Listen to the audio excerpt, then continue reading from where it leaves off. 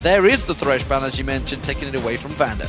And also actually Sin, the very last ban from ROCCAT here. Wow. Limestone instant locking Jax, so they clearly were sitting ready here saying, okay, with the last ban, if it's going to be Jax, we first pick Lee Sin. If it's going to be Lee Sin ban, we just first pick the Jax and be happy. And you can see there, it's not an insta-win Jax anymore. You have to work at this one. It's not like we've got Jax there for game over, GG, thanks for playing easy and all that you can put into Dexter and get banned for, by the way, ladies and gentlemen. But ROCCAT, how do they counter this one? You can see immediately they've slowed things down. They were fast, ban, and now instantly Xaxus is like a, I don't know, it's like rabbit in the headlights maybe at the side. It's like, I'm up against Jax in the top lane. What am I going to play? So the weird thing here, or the surprising thing, is actually Alliance first picking the Jax, because they normally leave it open for the other team. Other team locks it in, and then they go Shyvana against it. Do the lane swaps early on, deny the Jax a lot of farm, and Wicked can then beat him one-on-one. This time around, they're like, nope, we just first pick Jax, take it away from Xaxus, so now he's forced to take something else. Well, with Lucian locked in, it seems, for Celaver, that leaves Twitch open, don't forget, for Tab, so I'm pretty sure that's what Alliance are going to go with. Thresh is taken away, so will we see potentially a Morgana alongside it? Looks like it's going to be a jungle decision, of course. Lee Sin was taken away. Shook and Jankos have played down in the past. Elise, though, is one of the favorites of Jankos, so this could be taking it away from their opponent. Yeah, we just saw him swap over to Elise and then instantly back to Shyvana, so they were thinking about picking the Elise early here to make sure they could secure it. Of course, Evelyn and Kha'Zix both are still open, so a lot of options for Jankos. I would expect the Kha'Zix, but Evelyn is just as likely. When it comes to bottom lane here, if Alliance actually locks in Morgana, I really like it, because Vander has been playing quite a lot of Leona, and now with Morgana, of course, we have at least a counter pick or the Black Shield counter towards Leona. There's still room for outplay, of course, for Leona, but still, Black Shield does a lot. It's also been playing that champion that's currently hovered over a lot in solo queue. If you look, check out his history in solo queue. It's 8 out of the last 10 games, I believe it is. We just checked it a few moments ago for that one. Nami all the way. So Vanna's going to be just as comfortable on that champion. And it is another champion that requires skill shots, much like Thresh. And actually what I like about the pick here with Evelyn is the engage you can do, the combo between the two, where you first land the ulti from Evelyn, which is now maybe being delayed. He's just laughing. He's just laughing. Okay, so if it is we're going to give Yorick jungle, and he's like, no, please. The engage you can do for ROCCAT, where you land the ulti from Evelyn, follow up by Tidal Wave, follow up by Shyvana jumping into the enemy team. There's a lot of things to pile on to the enemy AD carry. So if it is Twitch or Kog'Maw from Alliance here, it could actually be risky because you're not very mobile. So all these ultis here from ROCCAT can actually get onto you. Oh, of course, there's a heavy Korean influence on Alliance lately, so we'll see whether that Kog'Maw does get selected. Has started to see a lot of play over in the OGN Champions, and of course the qualifiers that are currently going on. So we'll see whether Kog'Maw gets in there. Lucian, no surprise that Sullivan went with Lucian. It was kind of a champion that we were doing our pre-draft, I think you could call it, of our picks and bans, and we were pretty certain that Lucian was either going to get banned away or selected by ROCCAT. Oh, Froggen. He's not going to play it. He's just baiting it. He did actually tweet, Anivia is back. So, maybe. Oh, it is.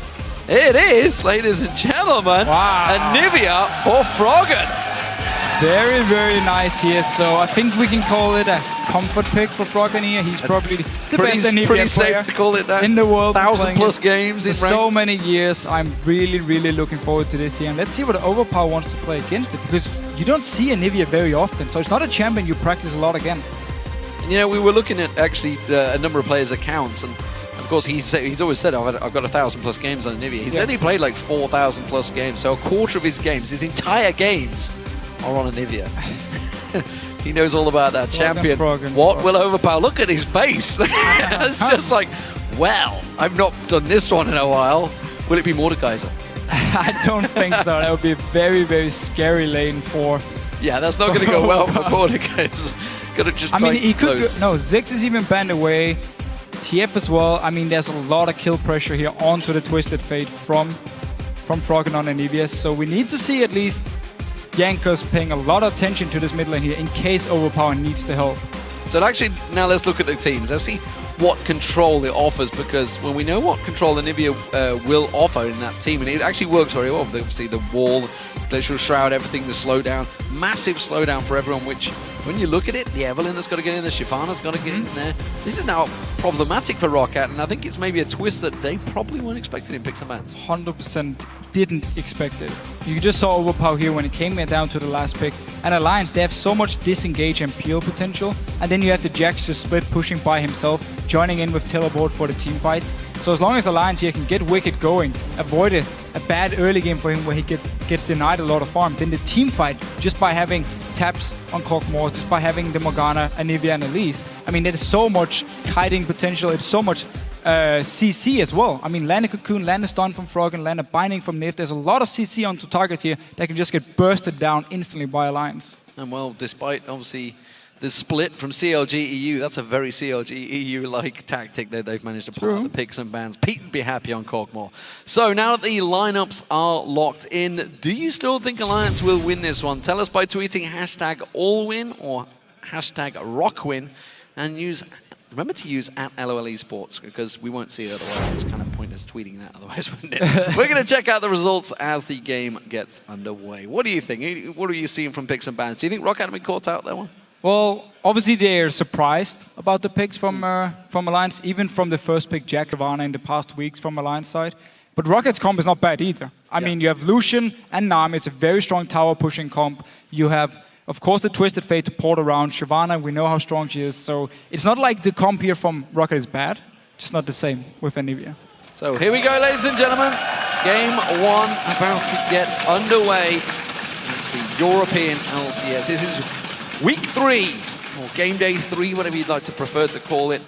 First games of the day. Of course, Alliance is the blue team and ROCCAT as the red team playing from top to bottom. And we need to see how Froggen wants to position in teamfights when it comes to his wall. Because if you look at the lineup from ROCCAT here, Shyvana, of course, can jump across the wall here. Twisted Fate can port in, land onto taps if he builds an hourglass, stun taps, and then use the hourglass here while the rest of ROCCAT pile on to Alliance. And of course, the Evelynn wants to flank around anyway. You don't want to engage from the front with Evelynn. So it's going to be hard for Froggen to find the right places for the wall here, but if he hits a perfect one, he can actually zone out both Lucian, Nami, and of course, even the Evelynn. You say that, of course, we have seen Froggen on Anivia fairly recently, back in Paris, up against Bjergsen's Zed, which actually was a lane he had no chance of winning, really. Even in his own mind, he was like, I'm not sure how this is going to work out because Zed should dumpster Anivia, but it didn't work out that way. And we all saw Froggen have an immaculate game and perform brilliantly, so still hasn't lost that mechanical skill on Anivia that he's pretty much always had. Alliance are looking to set something up here. Potential late invade towards the red. Of course, there is a ward that would spot that for ROCCAT. You can see, of course, you guys are home now seeing that Anivia in there have upped your vote to 89%, so it was 85% earlier on. And it will be a 5-man invade by Alliance. So they want to go in here and try and spot out ROCCAT and make sure they choose the lanes, and they're actually sending both Binding and a Q from Froggen. So if there'd been a target in this one, he'd been dead.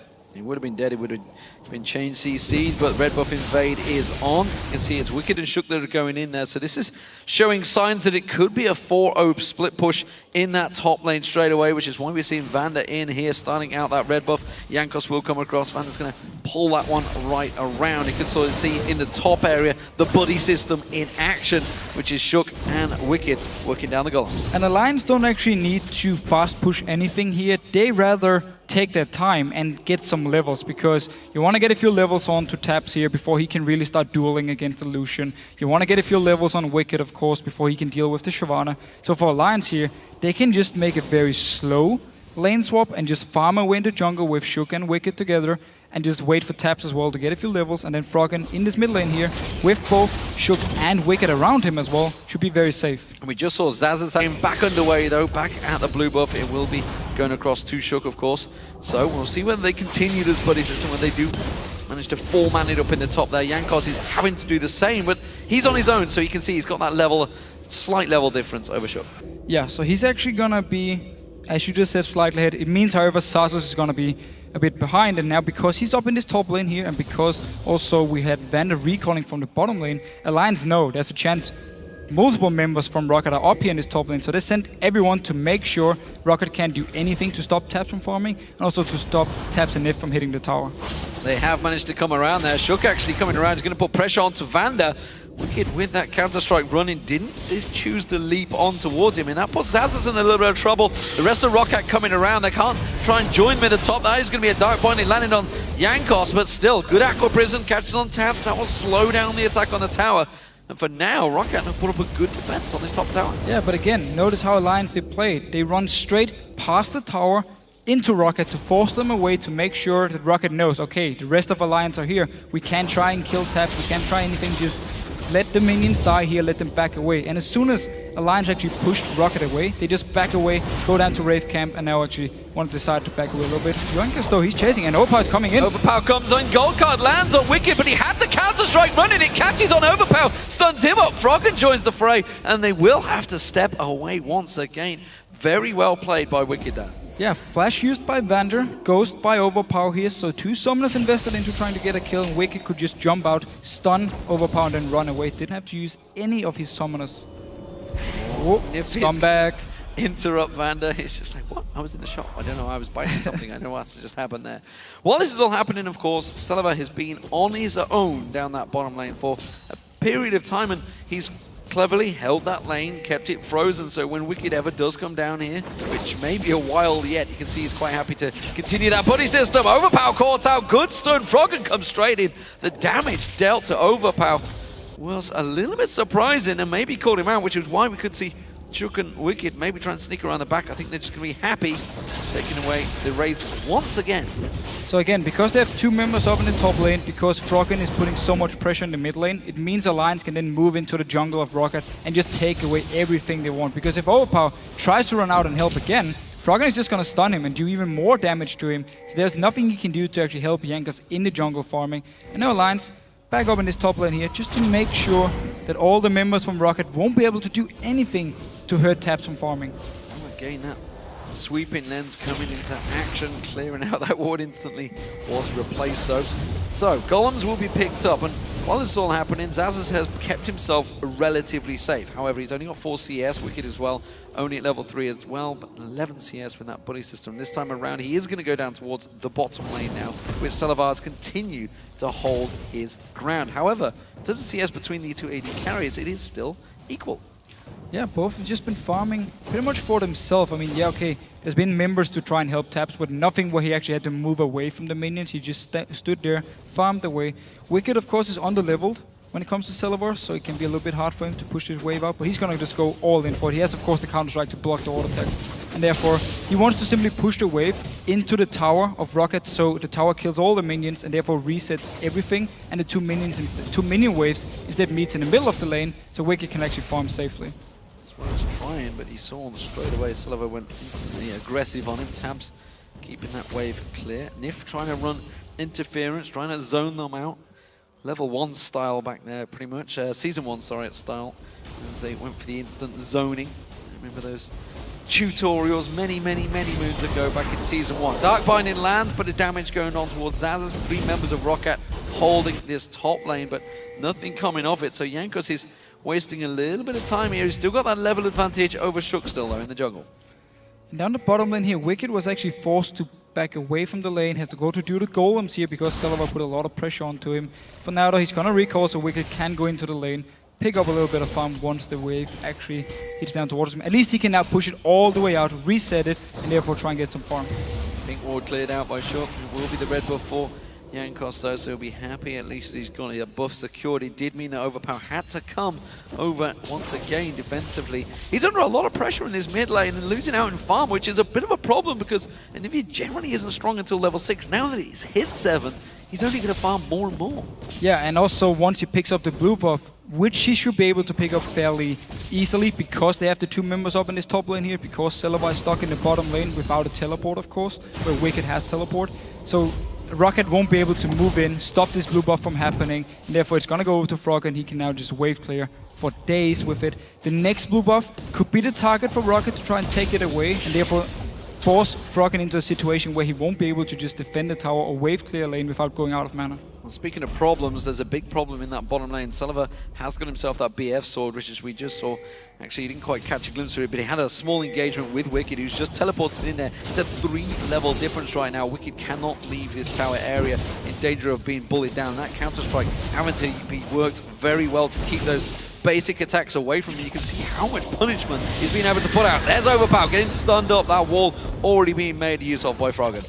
And no potions left on Overpower. I'm not sure if he has any stacks on his flask. He did actually have 2 stacks left on it, so can at least get some health back here. But of course, he's going to pick up a blue buff as well. Meanwhile, Vander actually moved down to this bottom lane here, so 2 members from ROCCAT putting a lot of pressure onto Wicked. Yeah, Wicked hasn't hit level 6 yet, of course. Diving onto a Jax on a tower is always a dangerous thing, but now that Jankos is there, Wicked puts the ward down timely there to catch that Tribush attempt coming towards him. He does have help. Nif has to be careful he doesn't go down the river. Will get caught out, but immediately that ward again placed just at the right time. Gives him vision. Sneaks one into the Dragon Pit corner as well, just to make sure they're not going to start that off. Of course, ROCCAT will be able to have Shyvana teleporting down, so they're going to be 5 members, but they're going to give up a lot, especially also in the top lane. And this mid lane here, a lot of pressure now from Alliance to just instant push off the wave. Yanga's coming behind, so is Nami. Yeah, clever use of that pressure because, of course, they were starting to put that pressure on that bottom tower, and Alliance immediately counteracting it, putting pressure somewhere else. Wicked taken low, and that was why they had to force that pressure in that mid lane. Had to take them away, but you can see Jankos is going to start the Dragon. Teleport on cooldown for Wicked. Sasus can join in if a fight should break out here. So ROCCAT starting this Dragon here, definitely in a big advantage if a fight should break out. For now though, it's only Froggen moving down. It's only Froggen, but he's on Anivia, he's got the blue buff, he's level 8. Teleport comes in, Sasus. Froggen has to get the hell out of there, has that wall available if he needs it. That will be Dragon secured for ROCCAT. Managed to pick it up here. Yangus did drop a little bit low here, but still, very smart move by ROCCAT, really using the teleport advantage. It means, however, Tabs can get a lot of damage and should actually be able to kill the tower up here. Yeah, the next wave is a siege minion wave. That's going to be conga lining its way around here, so Tabs should have plenty of minions coming to join just after this wave gets cleared out. I'm not sure whether we'll get it in time. There is another pink ward cleared out there for Alliance in that red buff area. Notice also mid lane here, the mid tower is taking so much damage because every single time the wave comes, Froggen pushes it, hits the tower a few times, and also the rest of Alliance join in, get a few hits and back away. So 2 very low towers here in both top and mid lane. Well, Xanthus is going to be bullied away from this one. That will be the turret, making sure the turret takes down the minions, or as many as they can. So he's actually losing out on this experience. Tabs working it very well. Froggen still got that blue buff, Overpower with his own. Is going to back off, yet to use that Destiny to zip around the map. Froggen, of course, can't see Jankos, has no vision of him. The moment that ward got plinged down, he knew exactly that somebody was around there. And he's actually heading south. I wonder if it's going to go towards Wicked, who is up to level 7 now, so he's gaining some power, gaining some strength, but still nowhere near strong enough to duel with Sullivan. Yeah, very good dash from Sullivan here and just returning all the damage onto Wicked, forcing him away. But Jankos been forced to pretty much farm whenever he actually could, whenever Alliance weren't in his jungle, taking all the creeps away. And that's one of the things with Evelynn, when there's these lane swaps, it's hard to apply enough pressure on the map because people expect you to either be defending a lane, of course pushing a lane here. And Jankos, he's just been left by himself most of the time in the jungle trying to pick up a camp. So now comes the interesting time between the 2 teams. Oh, Overpower actually a bit of damage on towards him from Shook. There's a big minion wave stacked there though. Dangerous play. If anybody else would have been around, maybe like an Evelynn who they had no vision on, I'll tell a lie, he's just stepped over a pink ward, which is why they did see him. However, Froggen's caught out, the yellow card did go in there, the stun was on. They may take him to an egg here, but he's going to be up to his tower. Instead, they can turn it around. Jankos in trouble. Shook goes a little too deep. There is an Og. Yeah, Shook will go down. First blood picked up. Fortunately, it was for Vander. The exhaust here from Vander actually saved Jankos' life. He just put it onto Shook, when he flashed for the last hit there. Very nice play. Good turnaround from ROCCAT. Also got Froggen into the egg. Yeah, Shook maybe going a little too deep on that one, but tried to get the kill. Let's take a little look. Just notice here, Froggen, first of all, he doesn't want to flash away because he knows he can return a lot of damage onto Overpower. Then Shook joins in. Very nice cocoon at first. But now here, look at the exhaust from Vander, just when Shook flashes in for the last hit, and then they just turn around. Overpower lands a stun, easy kill for ROCCAT. Good turnaround for him. So Froggen back in his mid lane. Overpower putting the pressure down, of course. Glacial Shroud clearing out everything he needs to. So this is the interesting time, as I was about to get to before that fight kicked off. Moving into the mid-game, Alliance have lost their way a few times in this period of time. ROCCAT absolutely have lost their way a number of times in this period of time.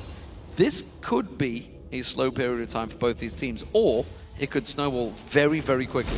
So it depends a lot for me about overpower this TF here. If he wants to start ganking around, maybe put a gank up on here on Wicked with Jankos to try and get a kill onto Sasus, and therefore just make him very, very weak. And they're going for this one. He's going to leap away. He's managed to catch onto a ward of his own. He's going to get slowed just before he gets there, though. Wicked, has he got enough to get away from this one? I don't think he does.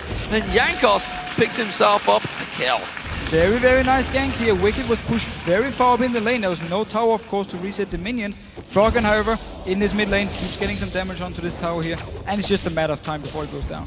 I'm just trying to wonder, I'm pretty sure he had that build to cut this before, but didn't use it. No, I actually don't think he did he? I mean, they may have just bought it. I'm just going to quickly check. Yeah, he just had the Vamp Scepter. Yeah, he only just had it, so okay. I'll let him off on that one. Let's not harp on Wicked. I know he's going to be watching this one back later on. So, Dragon's back up in around about a minute and 45 seconds. And so far, so good for ROCCAT up against the top of the table Alliance. Pressure has worked out well for them, and the lane phase often is not really the problem for ROCCAT. No. As we mentioned, getting into this mid game. And it could be a big issue for them, especially if they don't know how to take advantage of the few kills they have picked up already. Because Alliance, if you look at the late game scaling, of course Jack's absolute monster late game, Kog'Maw is a monster late game, and Nivea is so strong in the late game as well. So Alliance can be happy just sitting back and farm. And if you look here, both Tap and Froggen are out farming the counterparts. So Alliance, even though they gave up 2 kills, I don't really think they're gonna panic at all. They just want to farm and get to the late game point. And of course, we had that great description of Froggen's Nivea play by Crepper during the All-Stars. All the small details. The small details that a lot of people would miss unless you're really staring at that mid lane battle, which, by the way, I can tell you Froggen does. We had the Katowice, and all he did was look at that mid lane. Yep. There's a lot of little details that can be missed. Obviously, we have to show you the entire game. If only we could have a single camera placed on every single lane to show you every little moment, but not too sure your eyes, definitely my eyes, couldn't follow that much action all at the same time. It would be pretty hard at least. Yes, it would be pretty tricky. So, Dragon coming up in 20 seconds, and it looks like Alliance are moving into position this time around. They do have teleport available, which is probably why we're seeing Sasus going so aggressive on Wicked here. I don't think he has enough to take him down. Both of them having to use that Bilgewater Cutlass. There is the mid tower going down. Looks like Wicked has escaped this time around, and the fact that Sasus has already used that ulti tells me Wicked may back and teleport back to Dragon. Yeah, he could do it at least, and there won't be any ulti on Sasus here for the fight. However, Silva can at least pick up his bot tower here. Alliance to start to Dragon. They're going to start it off. The question is, will ROCCAT get involved? You can see Jankos trying to stealth his way in there. Has managed to get in unseen. He's going to come in, try and smite it away. It's not going to work out. There's going to be Shook. He's stuck in the corner. He'll go down in the pit. There's going to see Sasus. He's caught out, but they're not going to follow through in this one. Alliance choosing to back away. ROCCAT will not pursue. So basically the trade, a kill to ROCCAT for the Dragon here for Alliance, definitely in favor of Alliance, and also both top laners had to use the teleport, even though none of them actually really got in the fight.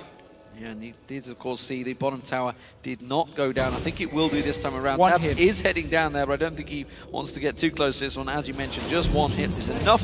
Silva finishes that off. So, Nif. 2-1 in towers. Nif gets caught out, but the Black Shield is enough to get him away. Nicely played as he pulls out his ulti to back him off. We also saw in the mid lane, Froggen was jumped on, but escaped as well. And a very nice sneaky move here from ROCCAT. Walking down to the bush here, as soon as the tower died, Nif didn't expect anyone to be there, just thought Silva would kill the tower and then back away all by himself. But there were 2 members waiting in the bush here, so very, very nice play by ROCCAT. Of course got the flash and ulti away from Nif.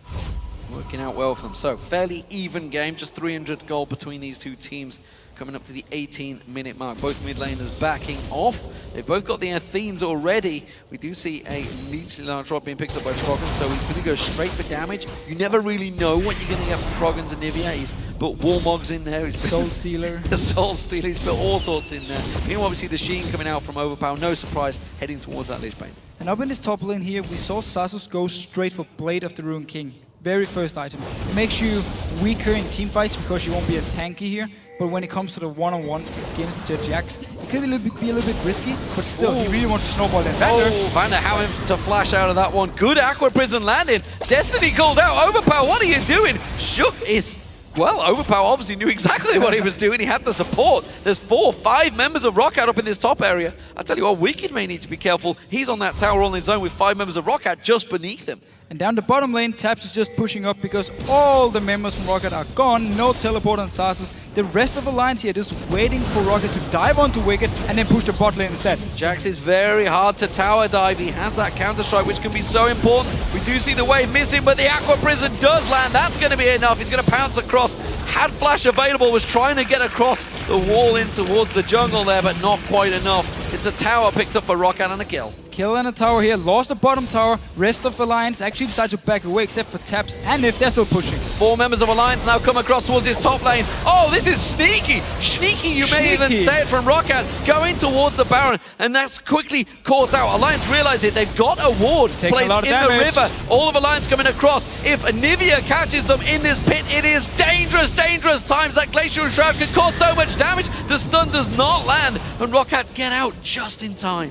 So while they didn't get the Baron, they forced Alliance away from this bot lane here, therefore they didn't lose the tower. So actually a very, very smart move by ROCCAT, forcing Alliance to simply go and stop them.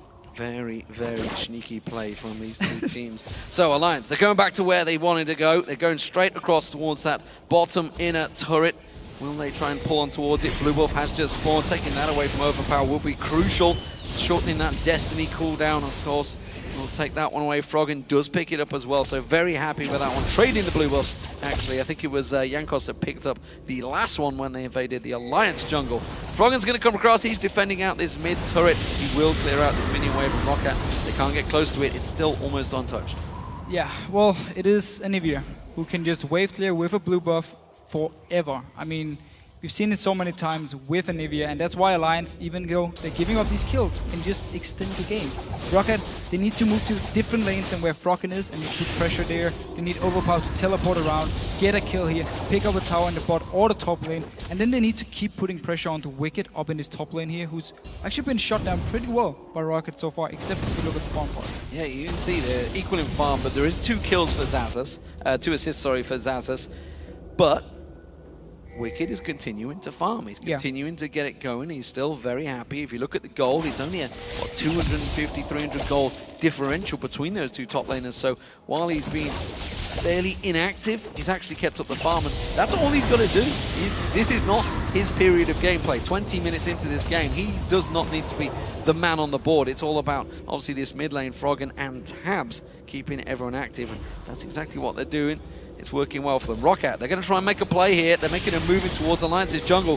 Shook, I'm not sure he's ready for it. He's going to take some damage. Aqua Prison was dodged, so they're going to turn it back around. Glacial Shroud on towards Vander. Dark Binding catches. Shook just about repels in time. Is it going to be enough to get away? Salavar's now the focus target. Nif comes in towards him. Salavar goes down. Taps gets him down. Froggen is going into an egg. Xaxus is now focused on. He goes down. It's a double once again for Taps. Proving to be the man in the Fantasy League. And I'm not sure what ROCCAT is thinking here. They move 4 members to the mid lane against the blue buff Anivia to try and push the tower. Instantly it gets wave cleared, then they move into the jungle. We're gonna see it here. Move in. Shook is gonna be the target. He can even repel the bubble, even if it should actually land onto him. Therefore, easy for him to dodge around it. Yes, Overpower comes in. There's the repel now, instead for the stun. And now you're fighting in this jungle area against Anivia, against the Jack stun, of course, against Morgana. All these champions here from Alliance, they fight really well on small areas, like in the jungle. And Taps just walks in behind when everyone is low and picks up 2 kills. And when you have one of the almost max range AD carries just sitting in a bush, quite happy to just turn his minigun around. Jankos now caught out, taken low, the dragon up, and honestly, with that much hit points, I'm not sure they now can contest this next dragon. And Wicked now up in this top lane here, pushing with teleport. He can join in, or he can just stay and push if Alliance can stall the dragon, stall ROCCAT from doing the dragon, I should say. For now, the ROCCAT actually did decide to back away, didn't want to start it straight up. It seems that Alliance are not too interested. They're going to clear out this first wave, then rotate back down towards that dragon. You can see they have full vision of ROCCAT with that ward placement that hasn't been spotted, it seems, by ROCCAT as Alliance start out dragon.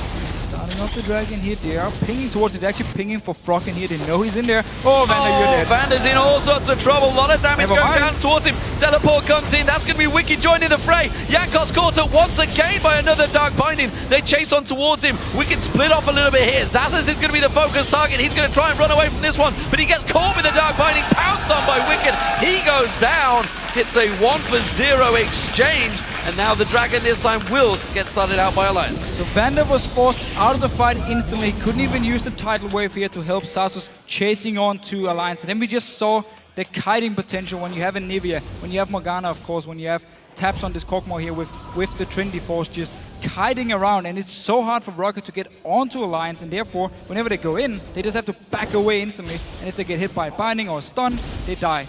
Well, they just saw the blue buff is back up. That's where Alliance is going to go next. You can see ROCCAT quickly trying to move towards that one. Not sure whether Jankos went to try and rush in and maybe steal it away. Instead, it's a pink ward that spots him, so he's not going to be able to get in under cover. Mid lane is taking some damage, though. Overpower's got himself a bit of free time to put some damage down on it. With that Lich Bane, there's quite a lot of damage going down on there. Sidesteps the Cocoon and the Dark Binding.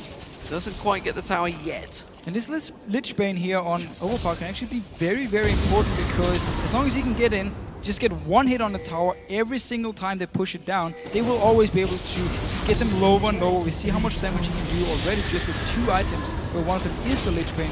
So I really like the pickup, because they know the wave is going to be cleared fairly fast. So it might just be one hit back away, one hit back away every time there's a wave. Expect probably the Zhonya's Hourglass, I guess, to follow. We did see ROCCAT. They're trying to rotate and see if they can get that blue buff, but it has just been taken away. We saw Froggen picking that one up. So what is next for these two teams? Still equal in kills. Of course, the advantage in towers is Alliances. They have taken a couple of dragons as well, so they have the gold advantage, you can see, which is just 4,000 gold between these two teams in the 25-minute mark. This is where we were talking about the pressure. Nobody really has control of the game just yet. Overpower taking a lot of damage from both Froggen and Tabs there. That's a dangerous situation. Without the Zhonya's Hourglass, he's got to be careful he doesn't get caught out, because there's a Cocoon coming his way, there's the Ice Ball coming his way, and of course, don't forget, there's the Dark Binding coming his way. So 3 opportunities that he could get caught out, nearly landed on him there. And even with the Hourglass, it's going to be hard for him because of the wall from Froggen, because of the slow. You can predict both the binding from Niv and the stun from Froggen onto the Hourglass as soon as it runs out. So even with the Hourglass, it's actually very scary for Overpower to do anything here. Therefore, we might see him actually start trying to split push in one lane, and then you have Xaxus in the other lane fighting against Wicked, and therefore ROCCAT just want to try and avoid team fighting and want to play the map instead. The red buff stolen away. We'll see what Tabs does with this one. He's now got double buff, of course. Everything's starting to be stolen away from ROCCAT's jungle. They have to start getting some vision back, because you can see all those wards were placed. They went aggressive in towards that blue buff jungle, but they wasn't there. And yet they don't have any coverage of their own jungle, because that's been swept out. Wicked sticking around on this tower. Counter-strike does land on Xaxus, but leaks away for now. We do see, of course, Froggen clearing out that mid-wave, which is why Overpower's coming across. ROCCAT thinking of going aggressive on this one. I'm not sure it's the wise choice. Instead, Overpower, he's going to take a large portion of the damage from Shook there. Now you can see Niv coming around the corner. Captures up and locks up Jankos. Jankos goes down. Tabs is the one doing the damage. Now Xaxus is the next focus target. He's going to get caught out with the range that Tabs has to offer. And that was a questionable decision by ROCCAT to engage. Yeah, they simply fell there to try something. So while Froggen was in the mid lane pushing, they saw a few members from Alliance and just used the teleport from Overpower to try and start a fight. However, it was too easy for Alliance again to just turn it around, and they are so strong in these team fights. Oh, Salavar almost caught the wrong side of the wall. You can see trying to keep him away from that Baron. Tabs with that ultimate has such a long range on it now. Level 14 hasn't quite maxed it out, but that's a Baron for Alliance. Baron for Alliance here. Even though, again, we talked about how early on they gave up some kills. They were actually behind 4 kills if you look at the early game, but they kept farming. Froggen and Tabs were always a hit on farm compared to Overpower and Salavar. And as soon as then we got to team fights, especially the one in the jungle of Alliance, that's where they really showed the power of both the champions and of course of Alliance as a team. Picked up the kills, got the lead here, and actually just hold on to the lead so far. A big chunk of change has just been spent, and a Void Staff bought outright by Froggen there in that Anivia mid laner. AD carries, you can see there is a advantage building for Tabs. In fact, he is 4-0-1 now. with that last Whisper on him. Not going to worry too much about the Randy and Omen that's been stacked. Honestly, he is the only member with some armor on him right now, which is maybe a bit of a problem starting to build for ROCCAT, because Cogmore is certainly becoming very strong. Yeah, there's more than just one problem for ROCCAT now. Jax, of course, Trinity Force and Blade. Cogmore is very, very strong. Already got last Whisper as well. Froggen, you just talked about how he picked up the Void Staff. So many champions from Alliance here who can carry a teamfight by themselves. And I still need to see what this TF pick is actually going to do, because I believe the last teleport we saw could maybe even be the first we've actually seen in the game as an aggressive move onto to try and start a fight or a gank. We didn't actually see Overpower do anything in lane because he was just pressured down by Froggen all the time. This is the problem with the Cogmore. Look at the range he has once he hits that long range shots. You can see just poking it over the waves. No problem there, and that's just one simple burst down. They've taken that hit points of that tower completely. This is going to be another tower going down. Wicked will take this, no problem. No way ROCCAT can rotate around and defend this one because they'll lose the mid inhib turret. We do see in the mid lane though, look at Jankos trying to sneak around. Trying to sneak around, he's going in! He's going to go in towards it, but instantly backs out. The wave does not get caught because Overpower was simply dropped where he stood. Aqua Prison lands on Wicked, but that will not get followed up either. That's going to be an easy inhibitor turret. They may go on towards Sullivan, gets caught with a cocoon, but they do not follow through. They have a big minion wave coming down towards his bottom inhibitor turret. Can just push in with it here, get a lot of damage onto the tower, might even try and go for the dive. And they're going to pounce in there. Zazas just gets absolutely destroyed. What was he thinking going in there up against so much damage? Jankos gets pounced on, he gets forced away, and well, that's a second inhib down. Alliance, they may finish the game right now. Seems or not. No, just playing it safe, backing away here, have a lot of gold with all the towers they just picked up with the kills. Of course, everyone above 1,000 gold they can use. And Wicked actually can also use teleport just to pick up some more farm. Well, it's important to keep that inner turret available. Maybe needed just that little bit extra gold to back away, but we just saw there Zazas, you know, the fight spat, he's got the Randian's Omen on him. It literally did nothing. He disappeared in seconds. Died pretty much, yeah, instantly. I mean, again, last Whisper on taps, he just does so much damage to him. Froggen, of course, on Anivia, there's so little matching on Zazas. And there's the Soul Stealer, of course. There is the Mickey Soul Stealer book to start stacking it out. He's only just bought it, so I don't think there's any stacks on it just yet. No. Nothing on it just yet, of course, but we'll see. I don't think he's going to have enough time to stack that book out, but why not, honestly? He's 106, been under zero pressure, been involved in almost everything, 95% of the kills so far for Alliance, and those waves, they're not lasting long. Of course, his Baron buff still has around about a minute left on it, so that tower will fall. The question is, will this final inhibitor turret go down? I feel that they may be playing for some fantasy points here as they try to clear out every tower in the game. ROCCAT just have to try fight where they land every single CC from them and just try and burst down the first target. But who? Froggen has the egg, of course, he won't die. Tap's staying so far back anyway, and Saz is already poked down to 50%. Please explain any other reason why you do this. Why would you go for this turret when you have super minions coming up the middle and bottom lane? There's no reason whatsoever to be fighting on a tower right now. Well, that's actually a very good case. I mean, they could just push up here, but then ROCCAT can just wait down with their Nexus towers. Well, and now Saz is coming in behind them. Teleporting behind, the wave doesn't land. He gets caught with a Dark Binding, pounces onto Wicked, and instantly is locked up by that Dark Binding. So they try to counter and flank around the sides, and again, it's just not worked. Didn't work here, but of course, super minions all over the Nexus turrets right now. They can do the work themselves. They've got to deal with this. Look how much damage is done on that Nexus turret already. Sullivan can't clear that one. That's one Nexus turret going down. They're just being countered around this side. Jankos gets caught with a Dark Binding. The second Nexus turret falls. Super minions are doing the job for him. Alliance are going to push on through. There's the inhib turret going down. Every single turret of the game has dropped. Every inhibitor has gone down. And Alliance push on through to ROCCAT's base. They are doing nothing to stop this one. They do want the kills. I'm not sure they even can get them. Well, of course they can. Taps gets himself another. The Nexus will fall. Alliance continue to be top of the table with 6 wins and 1 loss. Fantastic team fight from Alliance in this game here. As soon as the first team fight broke out, they picked up 3 kills, took the lead, and just kept it. ROCCAT, they tried to respond. There was nothing they could do here. Froggen on Anivia was fantastic. Taps, as always, is fantastic when he plays these hyper carries. And, of course, Jax as well, Wicked up in his top lane here. Early on, had a few issues. He actually died twice, but still managed to keep even in farm against Sarsus, does a very good job as well. And looking at the scores, you can see what 90+% kill participation for both.